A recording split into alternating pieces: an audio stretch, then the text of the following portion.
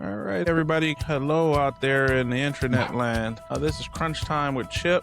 And my guests today are my two children, Ciara and Bryan. And they're not children anymore. As you can see, they're full grown-ups.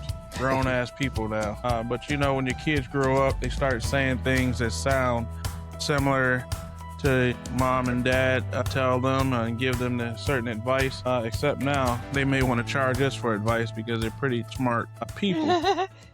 I'm going to sit down with grown-up Ciara and Bryan and see what life is teaching them these days. I'm going to start, with this segment. I'm going to call this Adulting Ain't Easy. I'm going to start with Ciara and ask Ciara this question. First of all, Ciara, how are you this morning? Good. How are you? I'm great. So, Ciara, what's the one thing that adulthood taught you that nobody warned you about? Oh my goodness, that's a toughie because I feel like once I went to college, I went to University of Akron at college when I was 18, and because I was so used to being around my parents and my family, when it was time for me to be out on my own, I literally looked like a lost duck.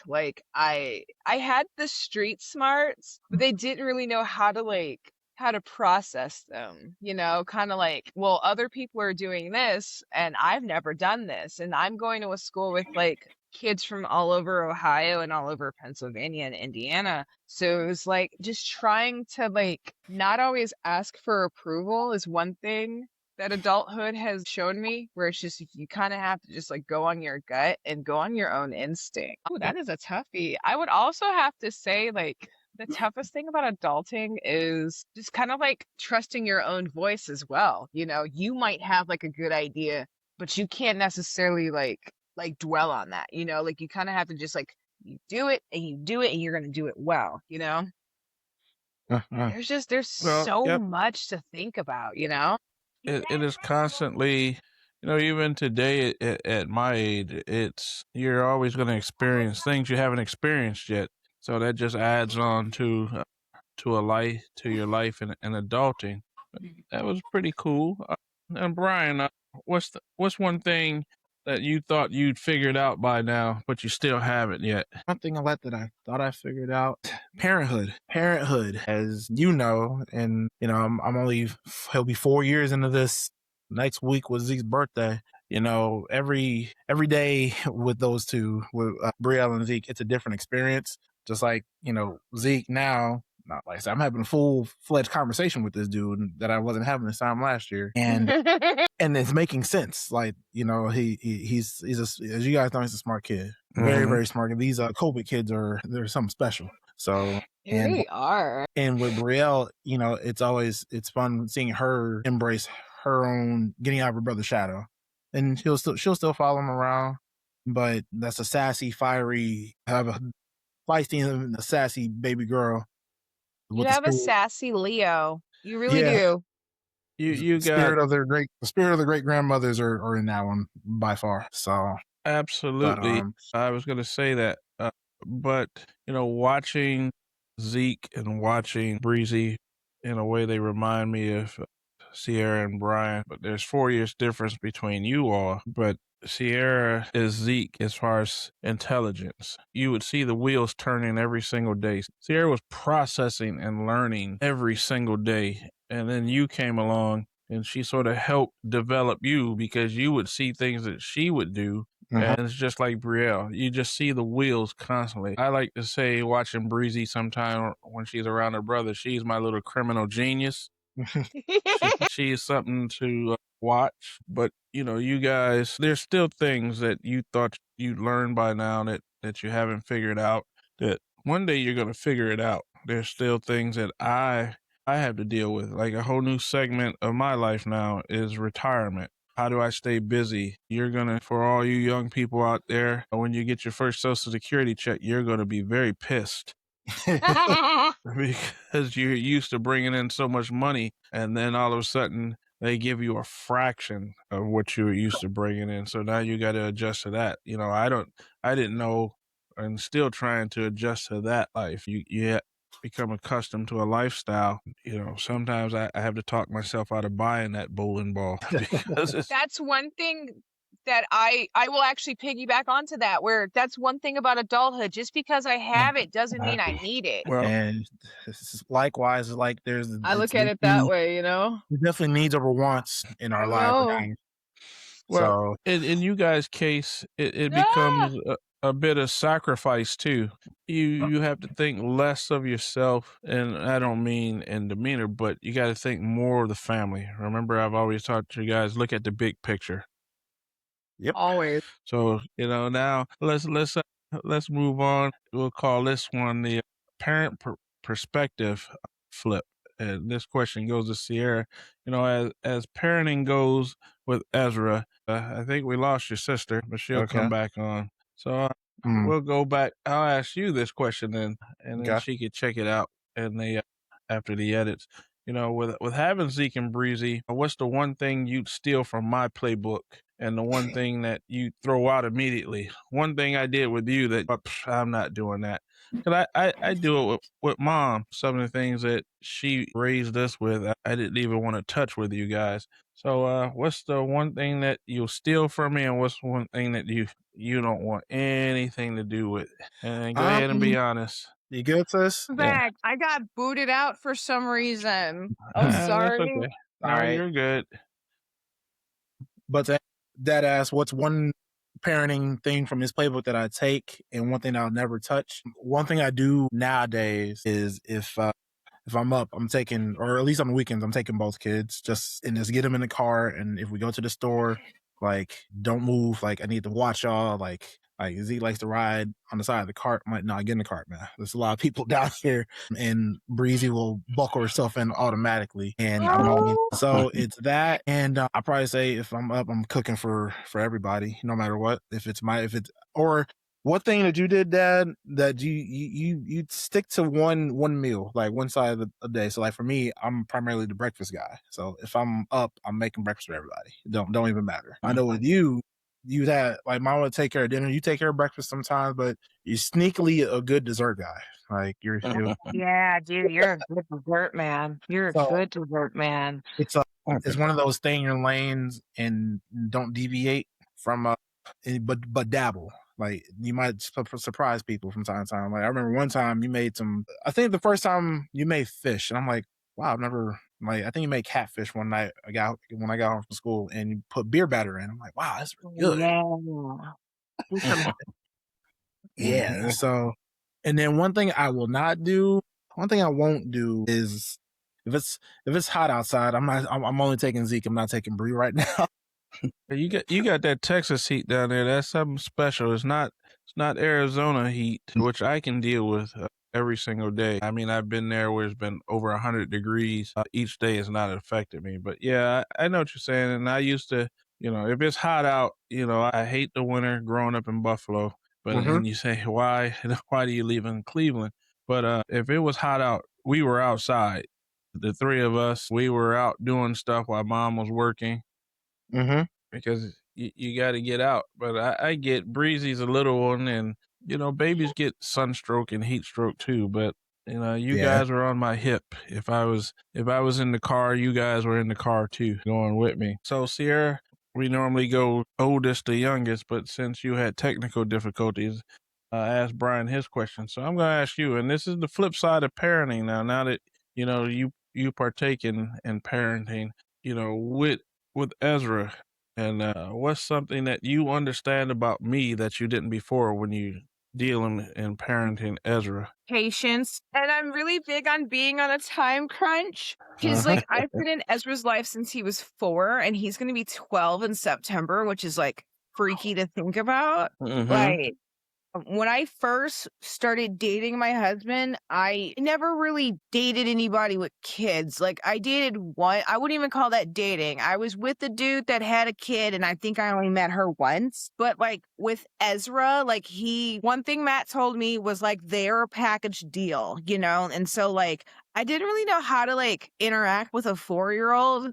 It was just like, I want to be like, what do we have in common? But as he's gotten older, like I've really seen like how mechanical his brain is and how like fascinated he is with like right now I'm making a bunch of like Dungeons and Dragon dice because that's what he loves, you know? Like, it really taught me patience to, like, understand him and also learn what he likes, and then I can also kind of, like, join in with that. Because you ask me about Dungeons& and Dragons, I'll just be like, "I don't know, but I can make y'all some sweet dice," you know? Yeah, I will say, sis, to kind of sidebar off of that, like when you got married, your vows to him was beautiful. Like other than Zuri's vows to me, like that was up there for like, wow, that's a tearjerker. That was beautiful. So I agree. Y'all two have been at the Yeah, and hip you made since y'all met. I just yeah.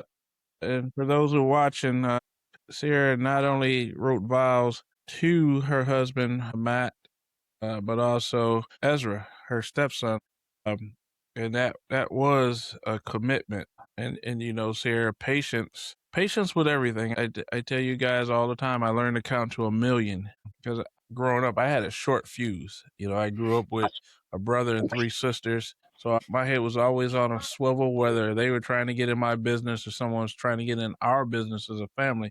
I had a short fuse. I was ready to fight at the drop of a hat to protect them and to protect mine. So as I got older, I became more patient because life is if I count to 1,000,000 and I'm still pissed, now you got problems. All bets are off. right. So all bets and that goes. I think that'll go to my grave. So both of you guys, you got to stay patient. Whether it's work, whether it's life, whether it's people you just meet out on the street. You got to have a little empathy. That's something That's that the people big word. really lack these days, empathy. And growing up with my siblings, I would always try to put myself in their place. And again, I was being the oldest, I'm the great protector. So I had to learn to count to 1,000,000 or I probably wouldn't be here today growing Uh, up in the rough hood of Buffalo, New York.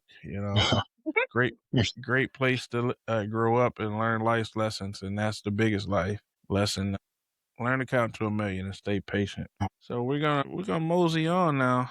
It's always great, you know, talking to you guys.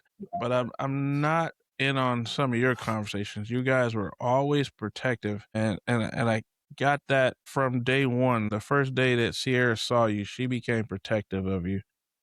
hmm. And I didn't know how that would be. I'm not going to say it's like me protecting my siblings, but there's a certain something there between you guys. So I'm going to ask Ciara this question, and we'll see what comes out. Ciara, what's Brian's biggest strength as a brother? Oh my God, Brian. Okay, there's so much about Brian. His strength, other than patience, because like Brian's got the patience of a fucking saint, bro. Well, Like not so No. much for that real. kids, but that's another story for another day. But continue. But Brian's really good at giving logic and also seeing things from like different perspectives. There were times where I would call Brian and I would talk to Zuri as well because at the time I was unhappy with my job. And I would call them and I would be like, I hate this job. I don't like this job. And like they would always like the both of them would give like they would say like, okay, what are your pros and what are your cons? And it's just like, okay, if you go to this job, what is this going? Like Brian really helps to process logic for my brain. And also Brian's just a really good like listener. Like I know he doesn't like it when I say that he was my maid of honor at my wedding, but he was my best man at my wedding. And that's for a reason. Like I have so many girlfriends and so many girl cousins, and I could have easily picked one of them. But like Brian definitely showed like that's been my like A1 day one, you know? I can literally call him at 3 o'clock in the morning and be like, hey, I'm going through this. And he'll be like, okay, sis, now what happened? And I would tell him, and he would be like, okay, have you looked at it from this point of view? Or you're much bigger than that situation, you know, like you can get through anything. And I really do hear his voice in the back of my head as well. But it's just like, Brian's just he has so many strengths, but I would say his big one is just like really thinking like a real person and also just being logical, you know? I I appreciate think that. he appreciates that. I see the smile on his face. Again, I promoted closeness in you guys because when me and mom are not there, you're only going to have each other. So, and I thank God that to this point in life, you guys have never had blow ups. You never had fights. You do the sibling fighting, but you Right. Hell yeah. never like I can honestly say, and Uncle Tim will tell you, we and you, Sierra, you've probably seen me and Uncle Tim go at it before, but that comes out of a certain kind of love and a certain kind of tough love. But I've not seen that in the two of you, and 38 years of being a dad. So you guys are, I get it. I've always gotten it, even when it doesn't look like that I have.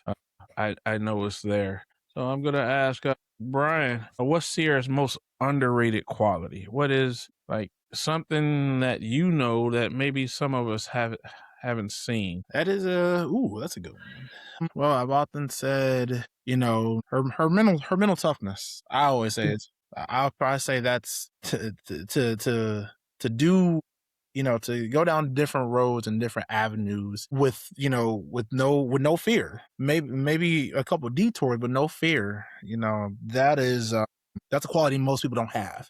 I'm a rooted guy, and since you've had a lot of jobs over the years, I've only had 3 in my 15 years of working.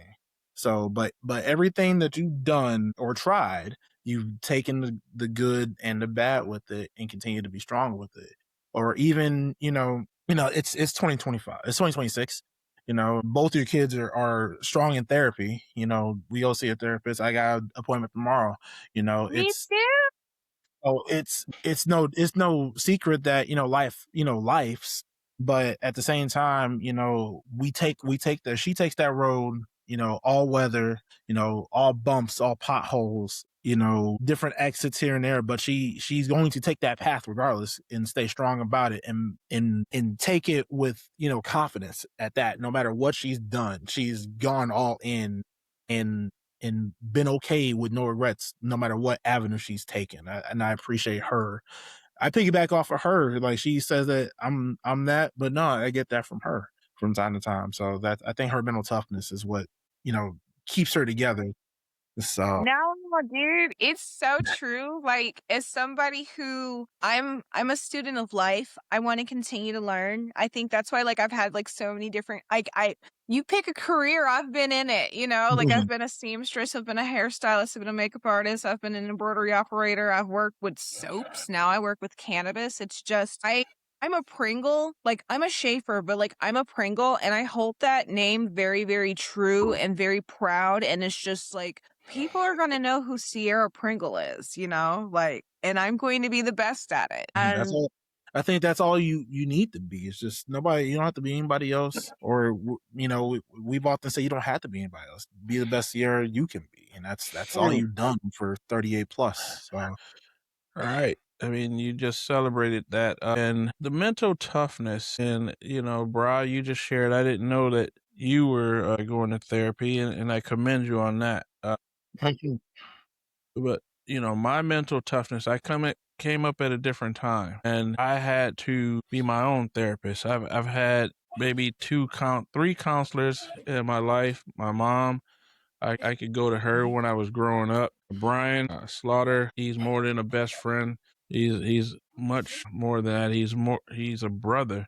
But to this day, we can still call each other and talk things out. And your mom, there's some things that I will only share with your mom, and that's the way life should go. But for you guys to go and see someone professionally, that makes me proud too, because we don't have all the answers. None of us. Even though you may think, or I may think that I have all the answers, I'm going to, as Sierra mentioned earlier, and I hope you guys got it from me, I pro and con the shit out of things. And I make it make sense. If it's more cons, then I won't do it. If it's more pros, then I'll give it a shot. But I internalize a lot of things, and I don't think it's too late for me to see a therapist. But most times I come out on top, and you guys, you have the best therapist that you can find in your spouses, which I don't know if you guys remember. I used to tell you and your sister, I love your mom more. I said I love your mom more than you guys, and I love you guys, but and true to form, I said, I love your mom more because you guys are going to leave me. And I hope that she never leaves me. And I've always prepared myself for you guys to leave me. As much as, we're not I don't want to say we're not a royal family. I don't have you guys living, we're not all in one compound, which I don't know. We probably would have killed each other by then if we all lived together. Babysitting there, that's for sure. Uh, it is like my friends joke when I tell them that, what did you guys get for your 18th birthday? Luggage. That means I told Matt that. He was like, "Y'all got luggage?" I was like, "Yeah, I got a fucking Samsonite for my 18th birthday and for graduation because that was the same week." And I got Jeep luggage, and I'm still pissed that flood destroyed 3 of those pieces because I still got one of them. So great pieces, but it was not only a wish, it was a message that you guys. It's like there's a TV show when I was growing up, and you guys may catch it on reruns, but it's Kung Fu. And at the beginning of Kung Fu, the master had a pebble, and when Caine was growing up, he would try to take the pebble from his hand, and he would close it. He says, "Until you can take the pebble out of my hand." And then the day Caine finally grabbed it, he goes, "Now you're ready to go out on your own and leave us." And then That the happened in luggage, Hey Arnold. yeah. that's where Hey Arnold probably got it from. But I always wanted you guys to be independent grown-ups, but also know that we were still a family. Frankie Beverly said it right. We are one. So, you guys make me proud, and I wish this would have been recorded on Father's Day to show the pride that I have and what you guys have become. Now we're gonna go on. I call this piece legacy and lessons. Ciara, with Ez and any future children you and Matt might have, what's the one thing that you want to pass down, even if it's just a saying or it's a vibe that you've gotten from me and your mom that can go from generation to generation, maybe? Say I definitely want to pass down my whimsiness. I feel like everybody needs a little bit of whimsical in them because it's just like when you're whimsical, you almost feel free and you can do what you want without judgment. And like, especially Ezra, like, homie is like one of the coolest preteens I've ever met. Like, not only is he smart, like, you want to talk about engineer and mechanics, that's your go-to dude. And I hope that he holds on to that forever, allowing him to try out different clubs and things and realizing that it's not for him. That's definitely something like try and try and try until you find something that you like. Like when I first met him, he was taking swim lessons. And then during COVID, he took karate. But then when he got COVID and he couldn't go to the classes, he kind of fell behind. But he realized that wasn't for him. So it's just kind of like treat the world like it's your oyster and just be whimsical. Try different things. And if I ever choose to have like children on my own, like biologically, I would hope that they would continue to be as whimsical and be curious. As a kid, I found myself being very curious. I asked a lot of questions, but I was very interested in how things were made, and seeing. Yes, I remember those days. Yeah. Like, there's still like flashbacks of like, I'll put Vaseline on my face and then I'll think about just covered in Vaseline because it's just like, oh, so what does this do? Okay, I like this. Right now, by the way. And then you're covered in Vaseline, Your niece does that often, actually. Yeah, that's why she's so hydrated and moisturized. Well, I told you guys, it's important that you shine like new money. I still have a couple of jars of petroleum jelly and put it on every day. I guess that's why I don't look 63. Your grandkids go through this like there's about, I'm looking at one right now. There's 2 out there. There's the cocoa butter Vaseline that's a big hit in this household right now. And that's part of it becoming curious. Ciara wasn't a why. She never followed up another question with why. Ciara, this happens because of this. Why? You would tell Ciara, give her a baseline, and she'd go look it up. Hmm. and she was really, really curious, wanted to learn, and we would just set her on the path. But the one thing is, she would ask a question, and both of you guys would ask a question, and we never say, "Oh, that's none of your business." We try to answer it as best we could, especially if we didn't know the things like you guys like to say. I know a lot of useless information, but technical. Yeah. I Master. used to tell people my job. I knew my job. I've always known my job. I wanted to be the best at my job.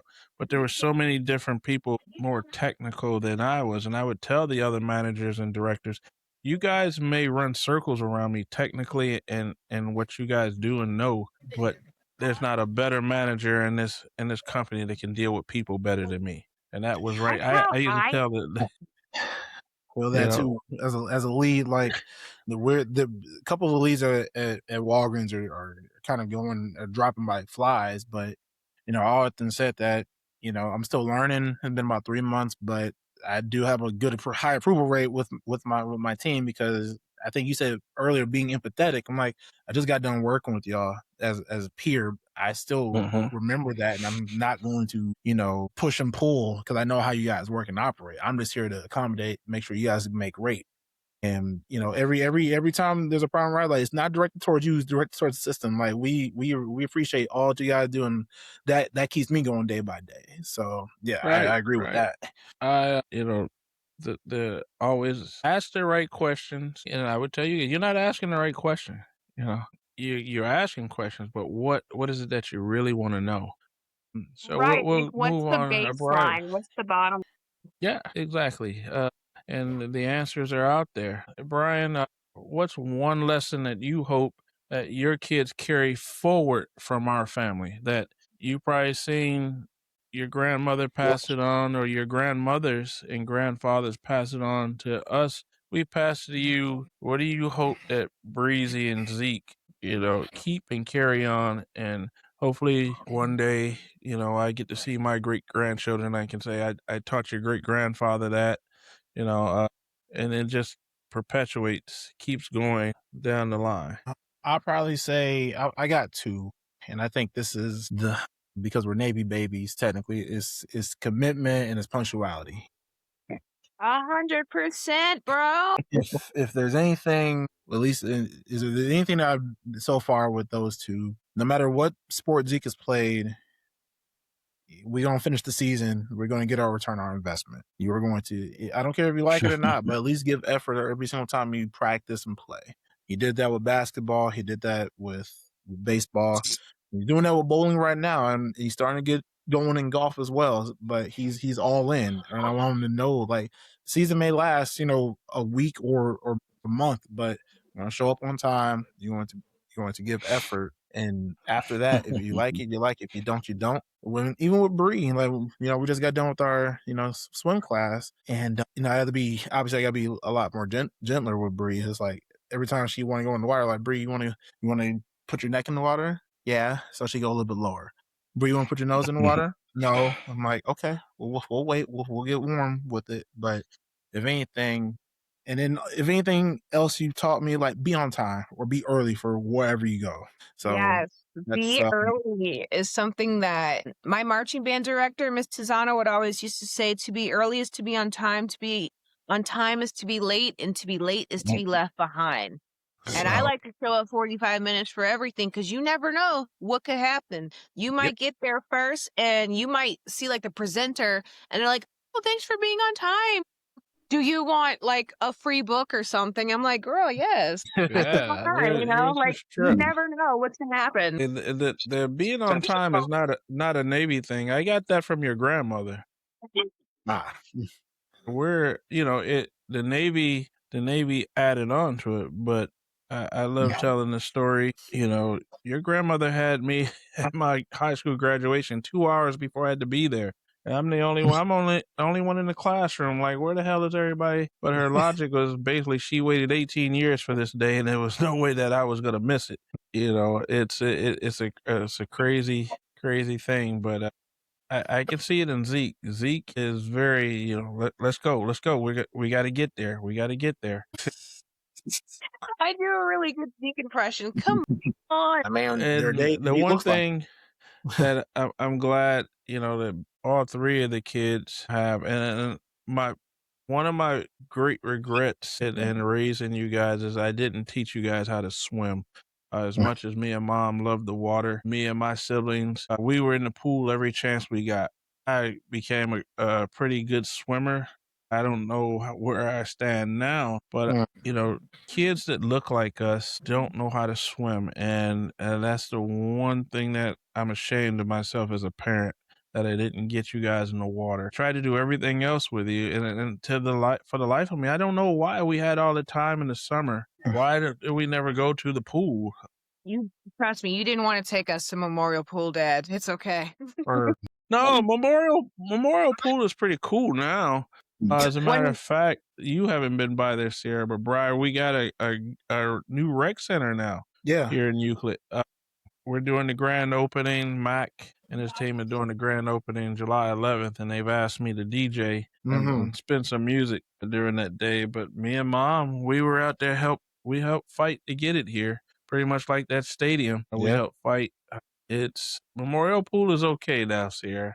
I Maybe back. remember when I was when I went my short center days, and we used to go to the field trips with us. We went to that pool, and then when I became 13, that's when the pool became and then you definitely didn't want to go to the Willow Arms pool. It had no water. Yeah, no, it had no water in it. Those are great days to think about. But I do regret not teaching you guys or getting you guys in the pool. And so many people that look like us, they drown because they don't know how to swim. And there's so many different jokes and reasoning for it. But I took swimming seriously, especially when I was in the Navy. When we go on cruises, I like to make sure I know where our man overboard stations are. If you're ever out, if you ever go on a cruise, that's very important.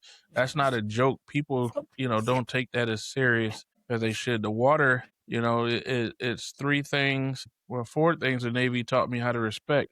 Water was one of them. Electricity is another thing. The wind, and this other people. You respect those because they can kill you instantly. When I would give people tours of my data centers or training new people to come to work for me, I'd open up pieces of equipment and I'm like, respect this because it can kill you instantly. Electricity is no joke. Fire. We all learn how to fight fires in the Navy because, what do you call a fire on a submarine? Sunk. If you don't put that fire out, everybody's dead. So me and Mom, we went to firefighting school. Your mom respects fire more than I do. Your mom's a little firebug. She loves starting a fire on the grill. Anything dealing with fire. Okay, we gonna go on. I'm gonna call this the lightning round. Okay, the real talk, guys. I'm gonna ask these questions, and you guys just give me the truth. Brian, who's more stubborn, Dad or Sierra? You. You. Why? Because I'm starting to feel that now. Well, it's stubborn. You learn to say, or you have to learn that you have to say no to sometimes. You I got to learned remember, that. and you see me as a football coach. I don't have time to argue with a 10-year-old. You're gonna do what I say do, or you don't have to be here. And I get stubborn with their parents too. So, and I probably gonna already know this question just from a previous segment. But Sierra, who gives better advice, Dad or Brian? Oh, I can't choose. Okay, so there's a reason why I'm choosing the two, okay? So that's a hard one because you both give great advice just in different ways.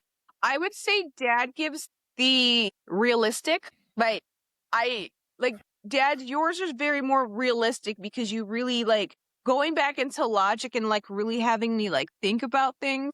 And with the Pringleisms, think and act like you've been there before. I can literally be like, Brian, I hate my job. I want to quit. I couldn't do that with you. You'd be like, why? But when I come to you correct, I'm like, okay, there's this job that I want, and it's got this, it's got insurance, it pays well, and it's down the street. You'll tell me, handle your business. I'll tell Brian, I hate this job and everyone sucks. He's like, well, don't think of it that way, Sierra. You both give great advice, but I'm going to pick Dad on this one.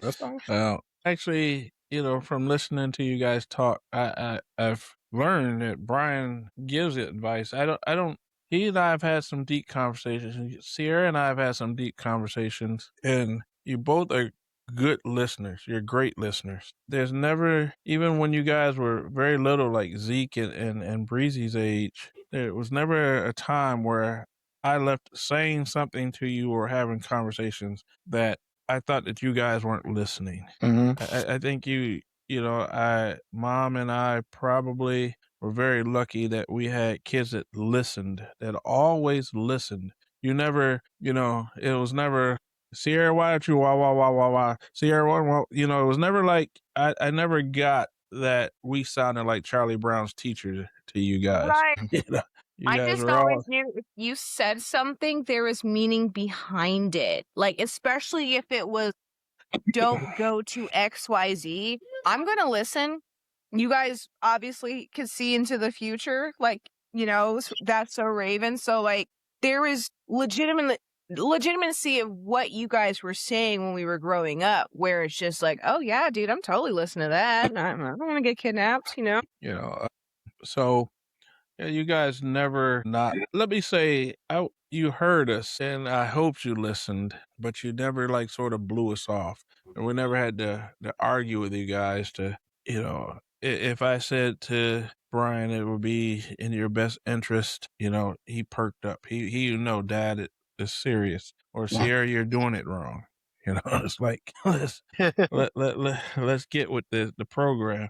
All right, Yeah, dude. who's more? And you guys both chime in on this, but who's more likely to cry at a movie? You? Uh, If you I know had to think about it, I'm still gonna. I picked Dad. I think Dad would cry at a movie. that. Well, let's see. Lately, so I went to go see Toy Story 5 last week, and there was one scene that got me. I'm like, damn. I don't know. Dad, I don't know if you're gonna go see it. Ciara, I don't know if you're gonna go see it, but if you remember from Toy Story 2, Jessie, how she got left, full circle moment. She went to she got she went to her old house because her address still on her tag, her original one, and with Bonnie, or not Bonnie, but long story short, she went back and literally the girl that had her grew up and named her daughter after Jessie, and that got me. Damn. Yeah. You want to talk about addresses on the tag, girl? Look, I still got Kirby's address on her butt. Like I still. But yeah, that, and I always go back to we went to go see Black Panther before I moved to Dallas, and the one scene with T'Challa and the King when they were talking, that got me because I was getting ready to go through that, being on my own. So I guess lately I've been a little bit more emotional towards movies. So I don't know these days. There's some, like, if I'm sitting at home and I'm watching certain movies by myself, and they'll get to you. Like I've only seen Black Panther 2 once, and that's all I need, because I haven't seen it. they jump right out there on you, and With the you're purple, crying after the opening credits. with the purple, I'm like, yeah. Tears when Bubba dies in Forrest Gump. That still gets to me.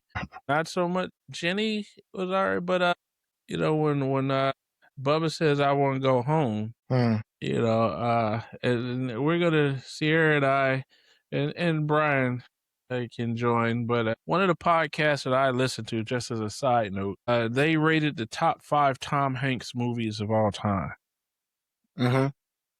And we'll do that later, but I'm sitting here listening to these guys, and they're going back and forth making some good points, but I'm like, me and Ciara would kill these guys. I mean, as far as Girl, like Tom Hanks's birthday is coming up. His birthday is July 9th. That's my road. I love him so much. Like, there are some films that he will do, and I'm like, oh man, why am I crying? There's even some TV shows I'll watch and I'll cry. I always go it back depends. to. I was gonna Bill say Cosby yesterday. Was it you that cried at Best Man Holiday, Dad? Because I think I did the same thing. We all, and Mom loves this story, and the Best Man Holiday, I seen it well after all of our friends and Mom. We didn't see it together, and everybody's talking about, when this part happened, I lost it. and this part. So I knew all these parts, and I'm like, they ain't getting me. So I go to the dollar movie, Loman's Theater, Loman's Plaza, and there's Goodness. only 6 of us in there. It's me and 5 elderly African American ladies. We're sitting around. 3 are friends, and it's me. And then every part that came up, I ain't crying. They're not getting me on. Even when she says my babies, that's tough. The part that got me and is when Morris Chestnut and the guys go to the football game, and the guys watch them play football, and they got the police escort that takes them back home. They're all going home. They're racing. But what got me, so what? He's going to race to see his wife. What's one of my favorite Christmas songs? It's "I'll Be Home." I'm coming home for Christmas. Marvin Gaye, I and I want to be think home, Marvin Gaye. Neo But sang Chris it. Brown sang it. Yeah, Oh, that was Neo. Okay. Yeah. Yeah. And I'm like, shit, they got me. When I heard that, I lost it. And one of the ladies looked back and said, it's going to be okay, baby. It's going to be okay. Oh, I didn't even know that story. I feel like the first movie I cried in was My Dog Skip because the dog died. Oh yeah, Frankie Muniz, race car I driver. cried at The Notebook. Oh, God. Never saw that one. Don't watch Up. If you have to watch Up, skip the Me and first Mom 20 went minutes. went to Up by ourselves. I knew it was an animated movie, but me and Mom, and I think we both were boohooing it because even though it was animation, I saw us. And so let's get off that subject. Yeah. Who's the and reach out your extended family? I know Brian, you have Phoebe. You got Kevin and Brian on Matt's side. But who is the family comedian? Me. I Yeah. definitely think that I am the family comedian. I make people laugh, even at work. Like they'll be like, "Where'd you get that from?" I came up with it myself. Like I don't even have to think. I think I'm the family comedian. I probably agree. I'm probably a better storyteller these days, but as far as comedian goes, like yeah, it's just straight up. I think Ciara. I'm Well, like a Mitch Hedberg and a Hannibal Buress. it's funny. I those are 2 guys, and I love stand up comedians. I can write comedy. My thing is the delivery. I'm that funny uncle. I can write the jokes in it, but I can't look at Hannibal Buress and Mitch Hedberg aren't funny if you're watching them. Yeah, And the listen to him. rest, Mitch Hedberg, may you rest in peace. But if R.I.P. you King. listen to them, they are funny as hell if you listen to them. Mitch Hedberg, we had a guy when we were growing up that I won't say Mitch took his style, but Stephen Wright. Yeah. He's a later day Mitch Hedberg, but I love comedy right now. My 2 favorite comedians, and I'll put 3. Ali Sadiq. I listen to Bill Burr every week to his podcast. I don't know if you guys listen to Bill Burr and John Mulaney. I mean that Matt guy. loves John Mulaney. That guy is funny, and there's a bunch. You got Cat Williams who goes up and down with me. Cedric the Entertainer's always going to be funny. One of the funniest guys I've ever heard in my life. You talk about funny uncle is Bernie Mac. Oh yes, Bernie May Mac. he rest in peace. I But you often guys say get that. I was gonna say I often say that I can give you an hour on Netflix if you gave me for a comedy I can special. give you 15 minutes. I could talk about the dispensary and the people that shop there. I can get you an yeah, hour on but Netflix. you'd have to do it more like a Bill Cosby. Bill Cosby is a storyteller. Ali Sadiq is a storyteller, but it's out and out, just bit after bit. Bill Burr, I recommend it for those of you who've never heard Bill Burr's Rescue Dogs. John Mulaney, if you want to listen to the best meal I've ever had, go listen to Yes, those. the TikTok diner. Yes, what's new, Pussycat? That's hilarious. Or I've got AIDS and I'm new in town. I got all. What are other 3 things about? I'm gonna push him. Yeah. I'm gonna tell him I'm homeless, which is a given. Yeah. Yeah.